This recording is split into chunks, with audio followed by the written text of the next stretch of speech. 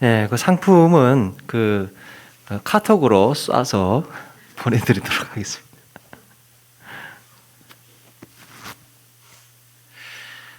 네, 오늘 추수감사주일입니다. 한 해 동안 지나온 모든 일들 돌아보면서 하나님이 주신 이런 감사한 일들을 헤아리면서 돌아보는 이런 시간들 되기를 소망합니다. 미리 말씀드린 대로 이번 주부터 우리 전 교인들 감사일기를 써내려 가려고 합니다. 막상 감사일기라는 걸 쓰려고 하다 보니까 여러 가지 의문이 생길 수 있을 것 같습니다. 내가 감사일기 얼마나 이게 쓸 수 있을까? 또 이거 언제까지 내가 쓸 수 있을까? 이 감사일기를 쓴다고 해서 내가 뭐가 달라질까?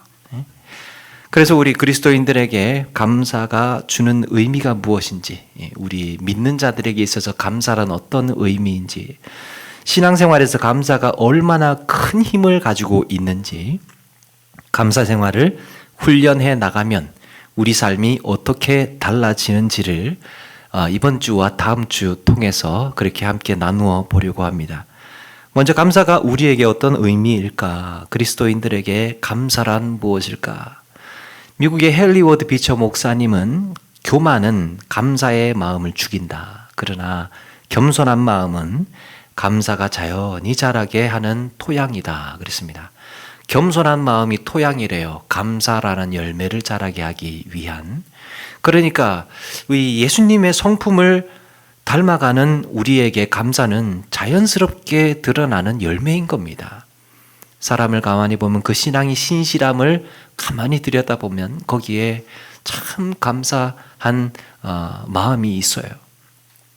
우리 신앙생활의 배경에는 기본적으로 두 가지의 감사가 존재하기 때문인데요. 믿는 자들에게는 두 가지의 큰 감사가 있습니다. 한평생 감사해도 부족하지 않을 그 감사. 하나는 나를 지으신 하나님에 대한 감사입니다. 창조주 하나님에 대한 감사. 그리고 나를 구원하신 하나님에 대한 감사예요. 나를 구원하신 주님. 그래서 감사는 우리의 신앙생활의 전반을 아우르는 믿음의 고백인 겁니다. 감사가요, 믿음의 고백입니다. 이런 믿음의 고백이 진심 어린 감사를 통해서 나타나고 성숙한 그리스도인으로 세워져 가는 것입니다. 그래서 앞으로 2주간 이번 주와 다음 주 감사 생활을 어떻게 성장하고 성숙해 갈 것인가 또 함께 나누어 보도록 하겠는데요. 이의용 교수님의 감사일기라는 책이 있습니다. 감사일기 캠페인 운동에 올인하신 분이에요. 만나는 사람들마다 감사일기 쓰시라고 하고 이 감사일기를 완전히 그냥 해서 사람들에게 이런 바람을 불러일으키는 분 중에 한 분입니다. 그분이 쓴 책을 보니까 감사의 3단계를 이야기를 합니다. 감사의 3단계. 꼭 필요한 3가지 감사의 요소. 그러면서 감사의 생활의 방향을 소개해주고 있는데요. 첫 번째, 1단계, 감사 찾기의 단계예요. 감사 찾기. 감사를 발견하는 단계. 오늘 말씀에도 보니까 16절에 항상 기뻐하라, 쉬지 말고 기도하라, 범사에 감사하라. 이것이 그리스도 예수 안에서 너희를 향하신 하나님의 뜻이니라 그랬습니다. 범사에 감사하라. 여기서 우리가 주목해야 할 포인트가 범사예요. 범사. 모든 일. 이게 무슨 말입니까? 모든 일에 감사하라. 모든 일에는 감사할 감사거리가 있다는 말입니다. 모든 일에 감사거리가 있다. 어떤 상황에서도 무슨 일이 일어나도 거기에는 감사할 일이 있다는 겁니다. 여러분, 이게 우리의 믿음의 고백이어야 됩니다. 그냥 수학 공식처럼 무조건 모든 일에 감사해 이렇게 강압적으로 말씀하신 게 아니고 모든 일에는 감사할 거리가 있다는 게 전제가 되어 있는 겁니다. 그것을 발견하는 눈이 신앙의 눈인 겁니다. 믿음의 눈. 만약에 이런 감사가 보이지 않는다면 그걸 감사 생맹이라고 한답니다. 감사는 보이지 않아. 다른 꼬투리는 잘 보이고 다른 것들은 어떻게 그렇게 눈에 잘 들어오는지 몰라도 감사는 눈에 잘 안 보인다는 거. 이 감사 생맹. 누군가 이런 말을 했습니다. 하루에도 수백만 가지의 기적이 일어나지만 그 기적을 기적으로 믿는 사람에게만 기적이 된다. 기적을 믿는 사람에게만 기적이 된다. 이것을 감사로 바꾸면 어떻습니까? 하루에도 수백만 가지의 감사한 일이 일어나지만 그 감사한 일로 믿는 사람에게만 감사한 일이 된다. 이게 감사라고 내가 선택하고 감사라고 결정짓고 이 감사한 일이다. 그렇게 믿는 사람에게만 감사한 일이 된답니다. 그 전제의 배경이 무엇입니까? 힘든 상황이겠죠. 어려운 형편이겠죠. 여러 가지 이 고난과 시련들이 둘러싸여 있는 그런 상황이겠지요. 그런데 감사를 발견하고 거기서 그것을 감사라고 믿는 사람에게만 감사한 일이 된다는 거예요. 기적 아닙니까?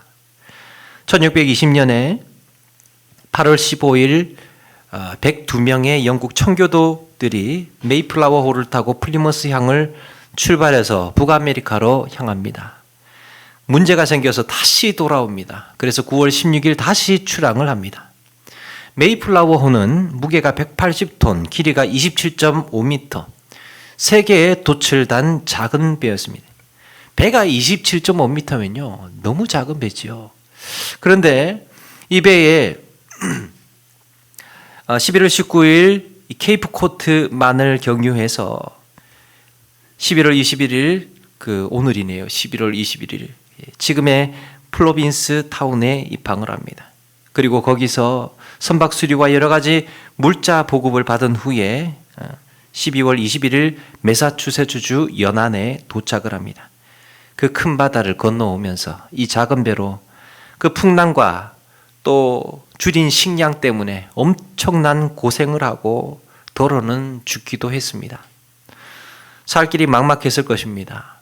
막상 낯선 땅에 발을 딛고 보니 이거 뭐부터 어떻게 해야 될지, 무엇부터 어떻게 시작을 해야 될지 어쩌면 서로에게 원망하고 싶었을지 모릅니다. 당신 때문이라고. 당신 나보고 가자고 했잖아. 그러면서 멱살이라도 잡고 따지고 싶었을 겁니다. 막막했거든요. 불안했거든요. 두려웠거든요. 이제 어떻게 살 것인가. 예수 믿을 자유를 찾아서 건너오기는 했지만 막상 건너오기 보니까 예수 믿는 것도 좋지만 지금 살 길이 막막한데, 그래서 그렇게 이야기하고 따지고 서로 뜯고 싸울 수도 있었는데 그때 그들이 제일 먼저 한 일이 무엇인지 압니까? 우리 감사를 찾아봅시다. 감사한 일을 찾아봅시다. 하나님께서 우리에게 행하신 감사한 일들 우리 한번 찾아봅시다. 새로운 땅에 발을 딛게 하셨는데 감사한 일 아닙니까? 감사할 것 찾아봅시다 해가지고 찾은 것이 7가지를 감사하게 됩니다. 180톤 밖에 안 되는 작은 배이지만 그 배라도 주심을 감사. 평균 시속 2마일로 항해했으나 117일간 계속 전진할 수 있었음에 감사. 얼마나 느리게 갔을지. 또 항해 중 2사람이 죽었으나 한 아이가 태어났음에 감사. 메이플라워호에 그렇게 척박한 항해 중에서도 한 생명이 태어났습니다. 폭풍에 큰 돛이 부러졌으나 파손되지 않았음에 감사. 큰 돛이 부러지면 어떻게 됩니까? 야, 이거 다 틀렸다. 이 큰 바다를 어떻게 건너가냐. 큰 돛이 부러졌는데 이제 우리는 끝났어. 주저앉고 낙심할 수 있는데 그래도 파손되지 않았음에 감사. 여자들 몇 명이 심한 파도에 휩쓸렸지만 모두 구출됨에 감사. 인디언의 방해로 상륙할 곳을 찾지 못해서 한 달 동안 바다에서 표류했지만 그 땅을 밟지를 못했습니다. 인디언들 때문에. 그런데 호의적인 원주민들 만나서 그곳에 상륙하게 하셔서 감사. 고통스러운 3개월 반의 항해 도중에 단 한 명도 돌아가자는 사람이 나오지를 않아서 감사. 이런 악조건 속에서 얼마든지 불평하고 낙심할 수 있는 상황. 이런 상황에서 그들은 감사부터 찾았습니다. 여러분, 우리의 삶에 순적하게 일어나는 감사한 일들도 귀한 일이지만 감사가 보이지를 않아요. 감사한 일을 찾을 수가 없어요. 도무지 감사할 수 있는 상황이 아니에요. 그런데 그때 하는 감사가요, 여러분, 기적을 일으킵니다. 그렇다면 우리도 하루 중에 감사를 발견해야 할 텐데 어떻게 하면 찾을 수 있을까? 먼저 하루를 이렇게 쪼개보는 겁니다. 하루를 이렇게 좀 시간대별로 나누어서 생각을 해보는 거죠. 한때 세계적으로 이름 있는 대기업들은 업무 효과성을 높이기 위해서 30분 단위로 업무 보고를 쓰도록 했답니다. 30분 단위로 쪼개어서 시간을 최대한으로 쪼개어서 군더더기 시간을 없애고 업무에만 올인할 수 있도록 하는 것이죠. 하는 방법이죠. 시간을 쪼개서 업무 보고를 써라. 뭘 했는지를.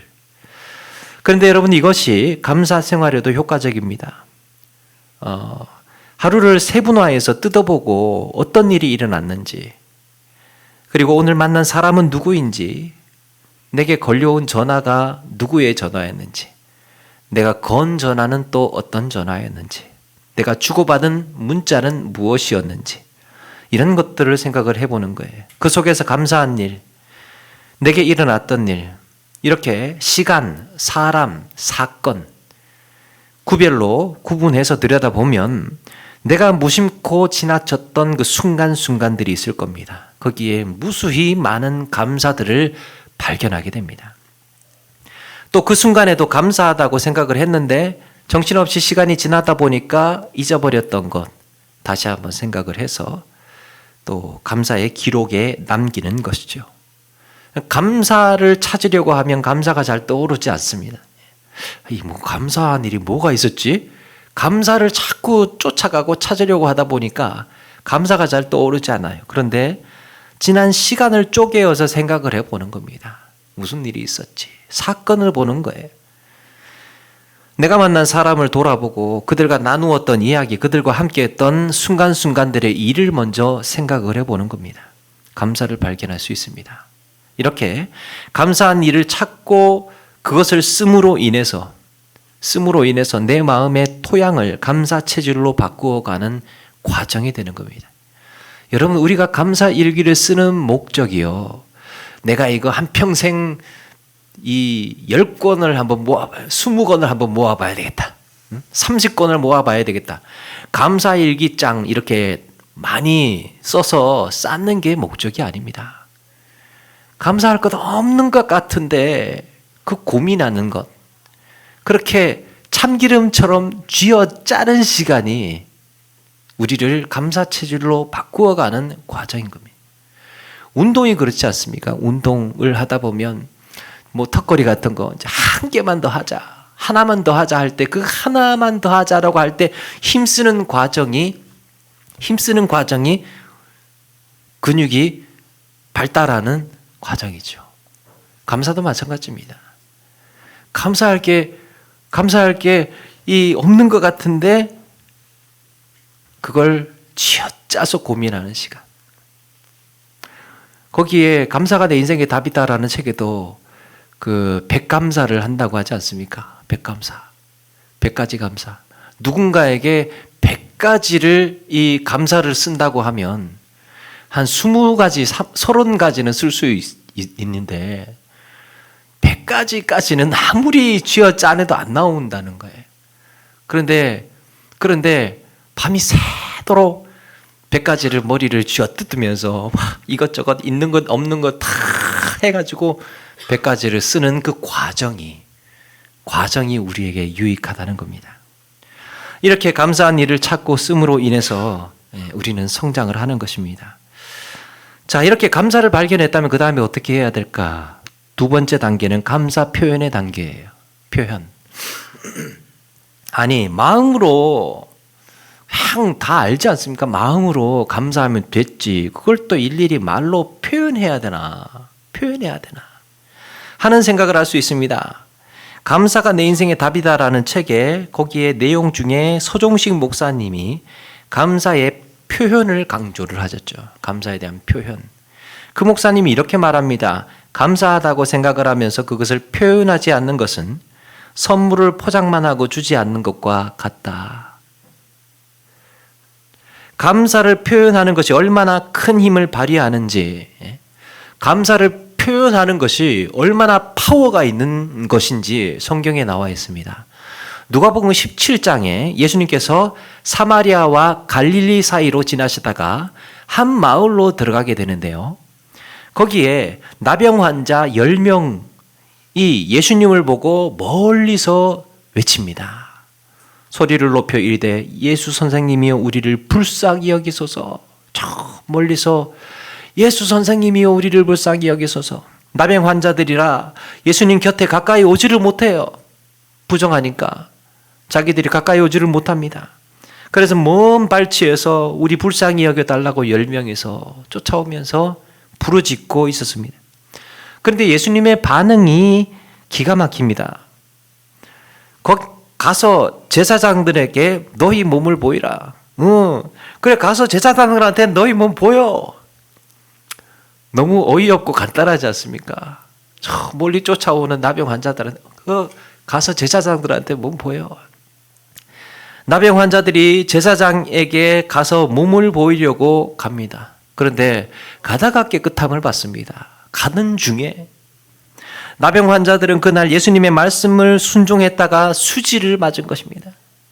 그런데 그 중에 예수님께 감사를 표현하러 온 사람이 몇 명입니까? 한 명이에요. 감사 표현하러 온 사람이 한 명. 한 명만 감사하러 예수님께 돌아왔습니다. 17장 15절에 보니까 그 중에 한 사람이 자기가 낳은 것을 보고 큰 소리로 하나님께 영광을 돌리며 돌아와 예수의 발 아래 엎드려 감사하니 그는 사마리아 사람이라. 그러니까 예수님께서 뭐라고 하십니까? 10사람이 다 깨끗함을 받지 아니하였느냐? 그 9은 어디 있느냐? 지금 예수님께서 이게 무슨 뜻입니까? 아니, 이 사람들 나병 내가 다 낫게 해줬는데, 나병을 다 낫게 해줬는데 감사하다는 인사라도 해야지 라고 하신 걸까? 그렇지 않습니다.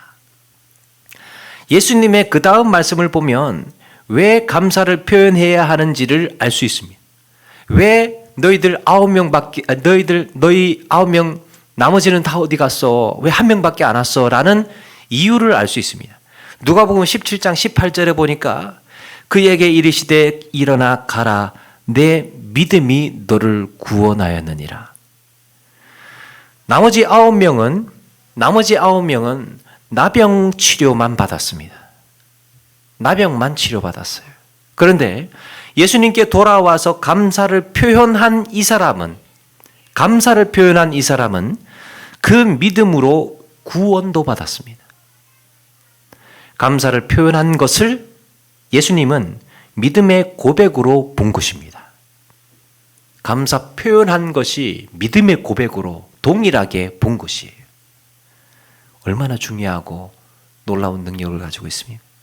사랑하는 여러분, 나병 환자가 예수님의 말씀을 듣고 순종했다가 나병이 나았습니다. 그런데 그들이 나병을 낳은 것보다 더 감사한 일이 있어요. 그들이 나병이 치유된 것보다 더 감사한 일이 있습니다. 바로 예수님 앞으로 나아갈 수 있게 된 것입니다. 그들은 나병 때문에 불쌍했던 게 아니라 나병 때문에 예수님 앞으로 나아가지 못해서 불쌍했던 거예요. 그런데 예수님께 돌아온 사람은 그 기쁨을 알았습니다. 그 은혜를 알았습니다. 자기가 나병이라는 신세 때문 그것만 보고 있었던 건데 이것 때문에 예수님 앞으로 나아가지 못하는 자기의 더 큰 불쌍함을 보지 못하고 있었던 거죠. 그래서 감사 표현해야 되겠다. 주님의 발 앞에 나아가서 주님의 옷자락을 붙들고 그 앞에 엎드릴 수 있게 되었구나. 감사를 표현해야 되겠다. 사랑하는 여러분, 감사를 표현할 때 역사가 일어나는 줄로 믿습니다. 감사는 기적의 시작이에요. 그래서 정신과 의사 조장원 선생님의 심리학 강의를 듣다가 그분이 이런 말을 합니다. 우리는 상대방의 마음을 너무 잘 알고 있다고 착각을 한답니다. 타인의 마음을 내가 너무 잘 알고 있다고 생각을 한다는 거예요. 네 마음 이런 거지? 우리 속으로. 너 이런 생각이지? 라고 생각하기 때문에요. 거기서 엄청난 오해와 갈등이 시작된다는 겁니다. 갈등의 시작이에요. 안 봐도 척하면 알지 뭐 그냥 내가 네 마음 그냥 네 속을 모를 줄 알아? 이것 때문에 오해와 갈등이 시작된다는 거예요. 내가 상대방의 마음을 잘 안다고 생각하는 것. 그리고 반대로 어떻습니까? 상대방이 내 마음을 충분히 이해하고 잘 알아줄 거라고 착각하는 것. 타인이 내 마음 잘 알겠지. 이 정도는 좀 알아줘야지. 이 정도는 알아줘야지. 근데 어떻습니까? 모르는 경우가 많죠. 모르는 경우가. 몰라요. 내 속은 내만 알지. 내 속은 나만 알지. 사람은 몰라요. 그러니까 기대해서는 안 된다는 거예요. 의사소통의 불협화음이 그렇게 터진다는 겁니다.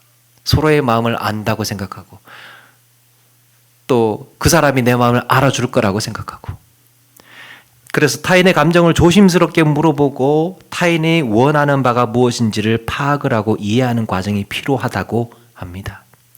그때부터 대화가 되는 거예요. 대화가. 말이 통한다고 하지 않습니까?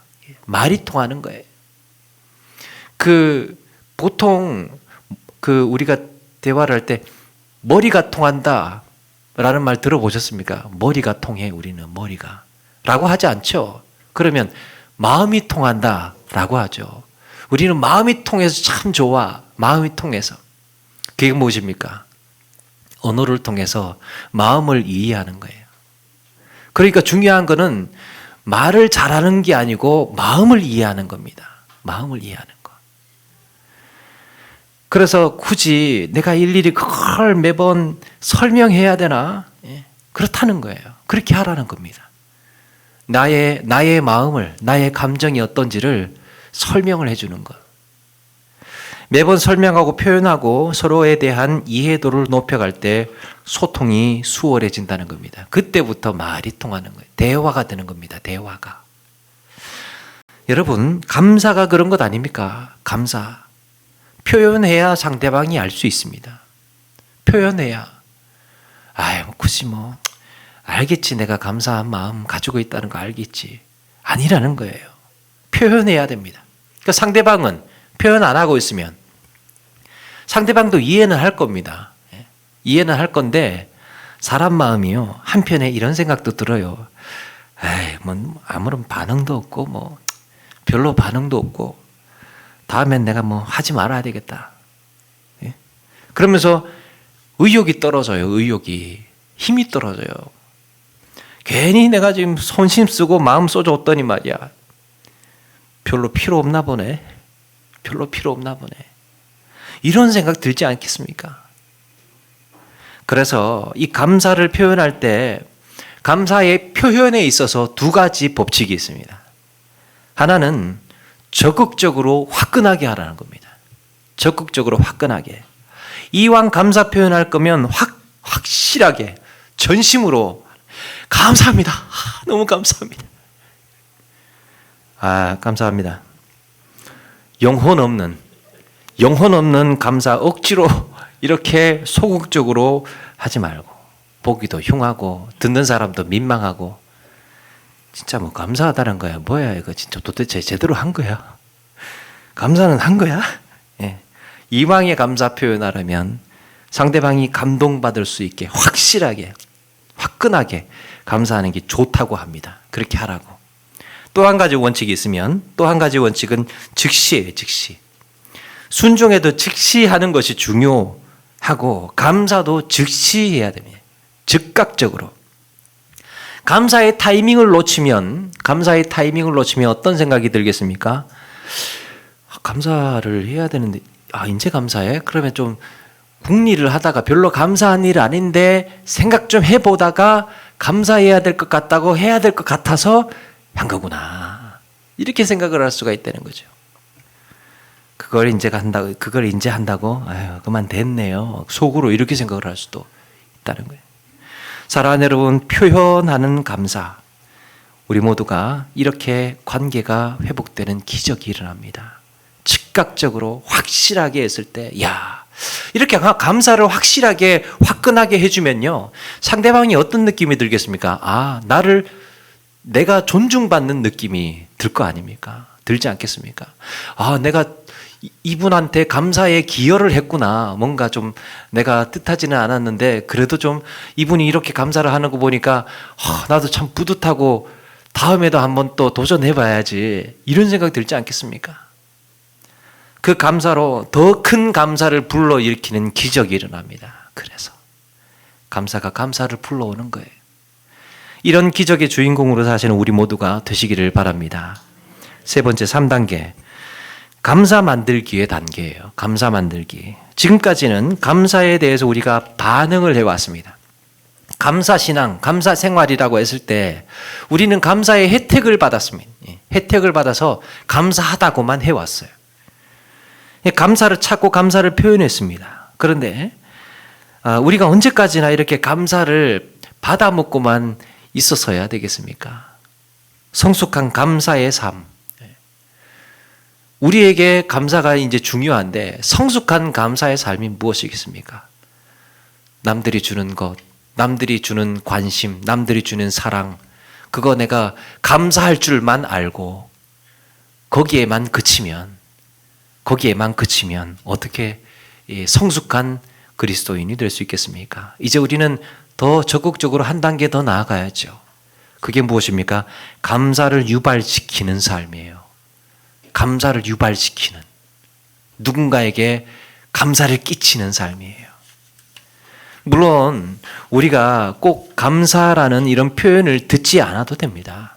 꼭 누군가가 감사라고 말 안 해줬다고 서운해할 필요 없고, 감사를 유발시키는, 나 스스로가 그런 보람을 느끼면 됩니다. 우리 주님이 보셨을 때 참 칭찬하실 만한 일이고 좋아하실 만한 일이면 괜찮습니다.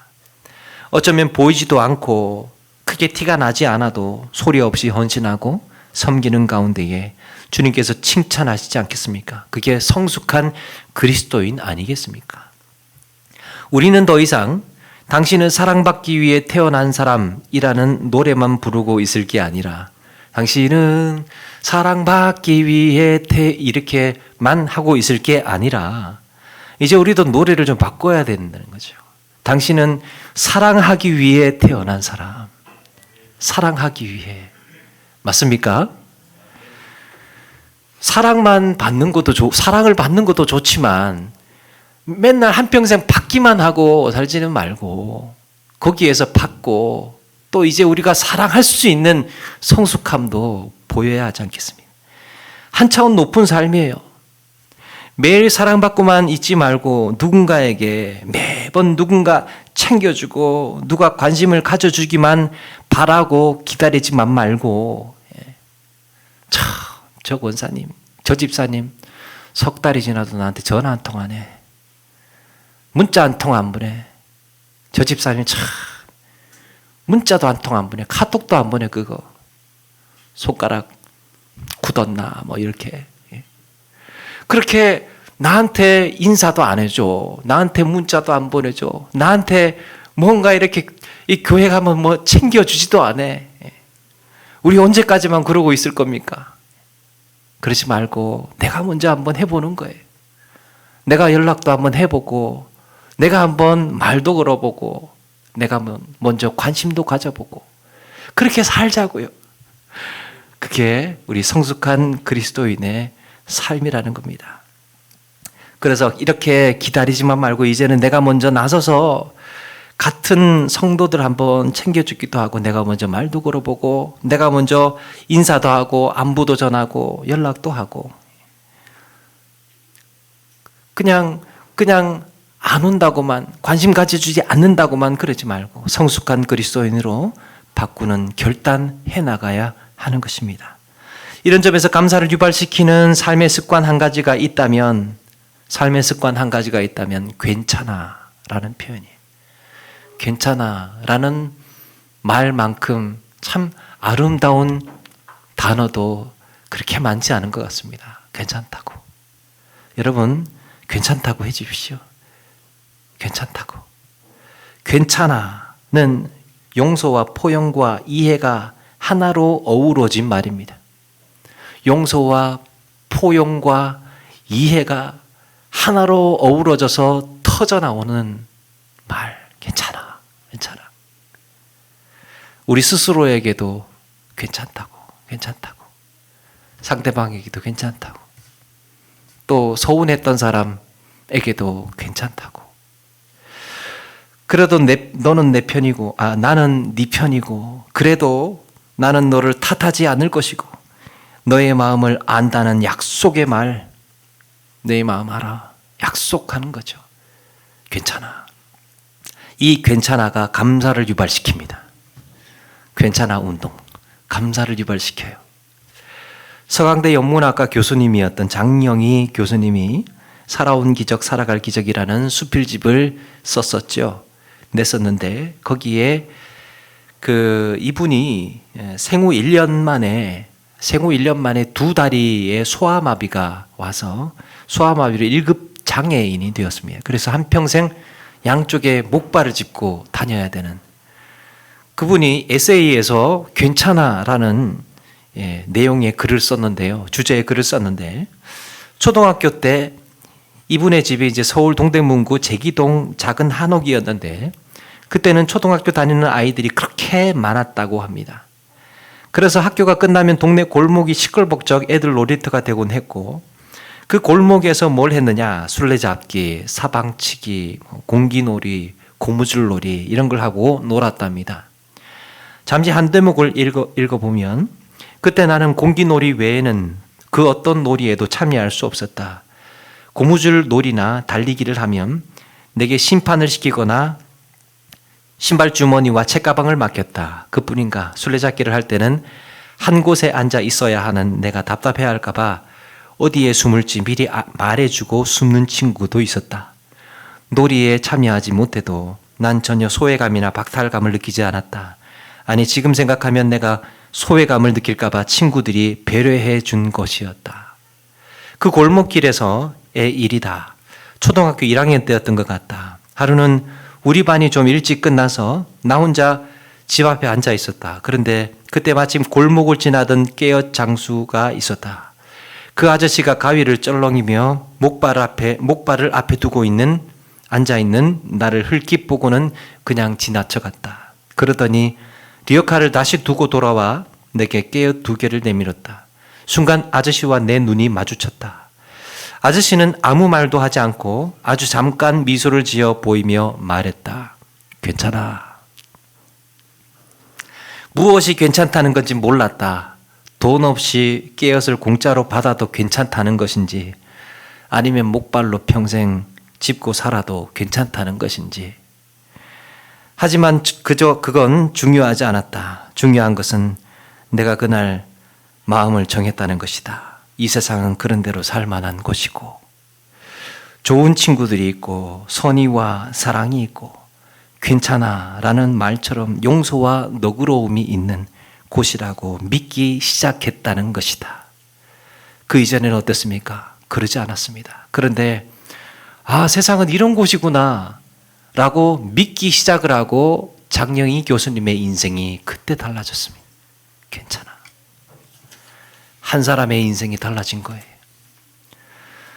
그만하면 참 잘했다고 용기를 북돋아 주는 말, 너라면 뭐든지 다 눈 감아 주겠다는 용서의 말, 무슨 일이 있어도 나는 네 편이니 넌 절대 외롭지 않다는 격려의 말, 지금은 아파도 슬퍼하지 말라는 나눔의 말, 그리고 마음으로 일으켜주는 부축의 말, 괜찮아.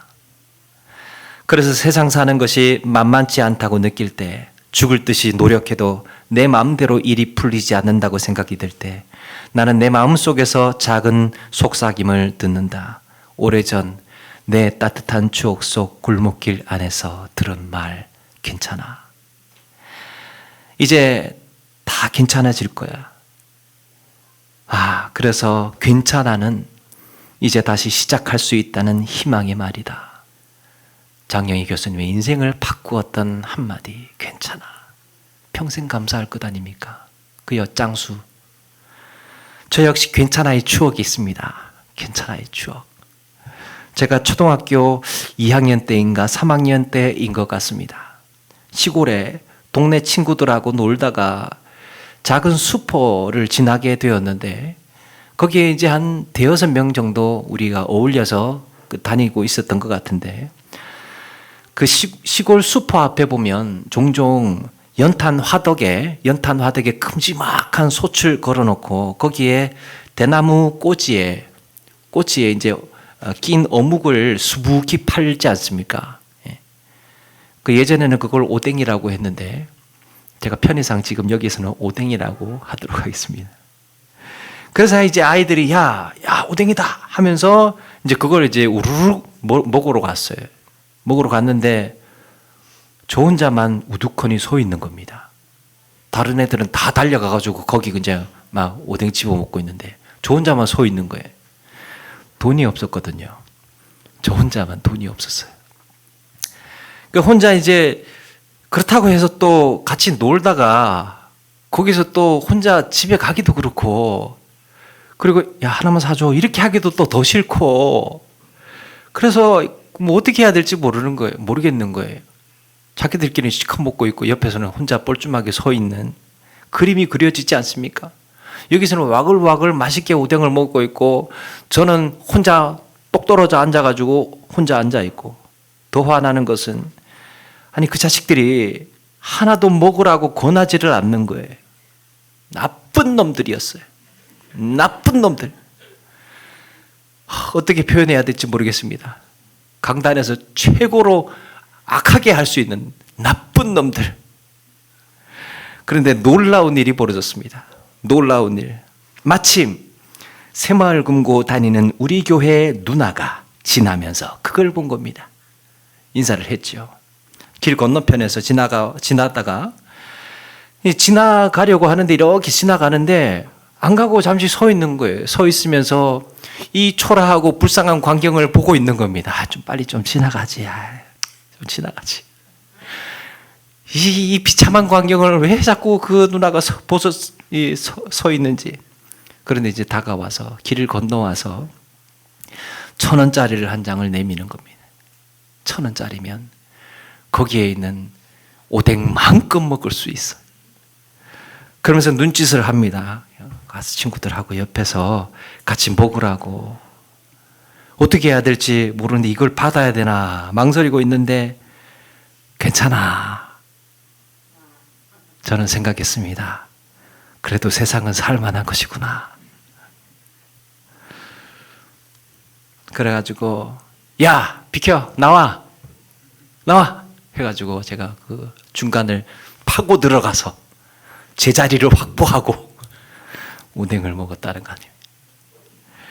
아직도 길거리에 어묵꼬치를 보면 그때 생각이 어묵꼬치만 보면 그때 생각이 납니다. 그때 생각. 자기들끼리 처먹던 그 나쁜 놈들 아직도 생각이 납니다. 아직도. 그 자식들이 서 있는 것 같아요. 그 자리에. 그리고 또 괜찮다면서 돈을 건네줬던 우리 교회 누나. 교회를 다니고 봐야 됩니다. 우리 교회 누나. 그렇게 해맑은 천사 같은 표정 눈에 선합니다.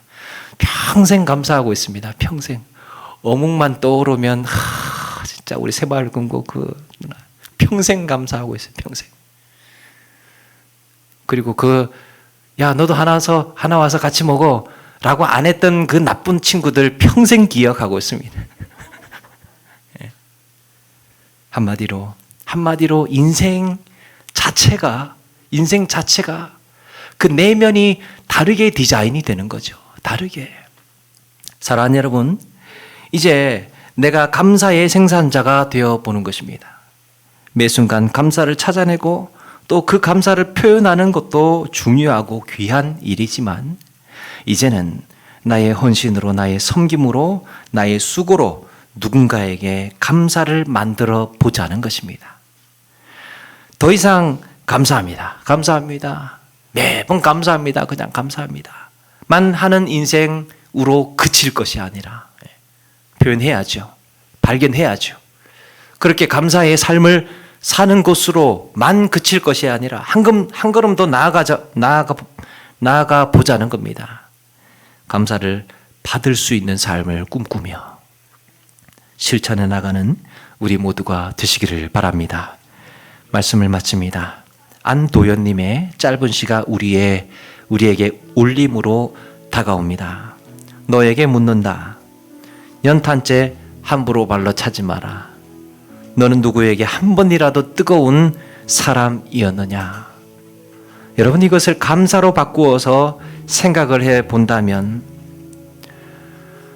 누구에게도 손가락질 하지 마라. 누구에게도 함부로 말하지 마라. 너는 누구에게라도 한 번이라도 감사한 사람이었느냐? 오래오래 누군가에게 기억되는 감사를 꿈꿔보고 누군가의 가슴에 용기가 되고 살아있는 힘이 될 수 있는 감사, 사람 살려내는 그런 감사의 삶을 살기로 우리 같이 한번 결단하시고 주님의 사랑을 전하며 감사의 생산자로 살아가시는 저와 여러분 되기를 주님의 이름으로 축원합니다.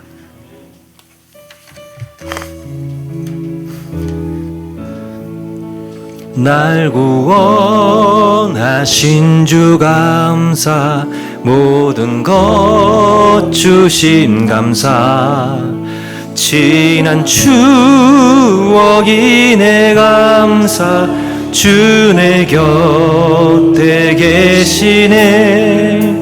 향기로운 봄철의 감사, 외로운 가을날 감사, 사라진 눈물도 감사. 나의 영, 우리 3절 부르면서 준비한 예물 드리겠습니다. 가에 장미꽃 감사, 장미가시도 감사, 따스한 가정 희망 주신 것 감사, 기쁨과 슬픔도 감사, 하늘 평안을 감사, 내일의 희망을 감사, 영원토록 감사해. 네, 우리 오늘 말씀 기억하면서 잠시 한번 기도하며 나가기를 원합니다. 하나님, 우리의 성숙한 감사의 삶을 살고 싶습니다. 감사를 발견하게 하시고 또 적극적으로 전심으로 감사를 표현할 수 있도록 은혜 베풀어 주시고, 또 감사의 생산자가 되어서 이제 우리 언제까지 받기만 하고 관심 받기만을 원했던 그 삶에서 일어서서 누군가에게 감사를 끼칠 수 있고, 누군가에게 용기를 줄 수 있고, 누군가의 삶에 소망을 줄 수 있는 이런 감사의 삶을 꿈꿔보기를 원합니다. 오늘 말씀을 통하여서 우리가 다시 한번 결단하며 또 감사일기를 통하여서 하루하루 그렇게 적어 나가기를 원합니다. 하나님, 우리에게 이런 지혜를 주시고 이런 용기를 주시고 이런 새로운 삶을 살아갈 수 있도록 해달라고 우리 잠시 한번 다짐하고 고백하며 기도하며 나가겠습니다. 같이 한번 기도하겠습니다.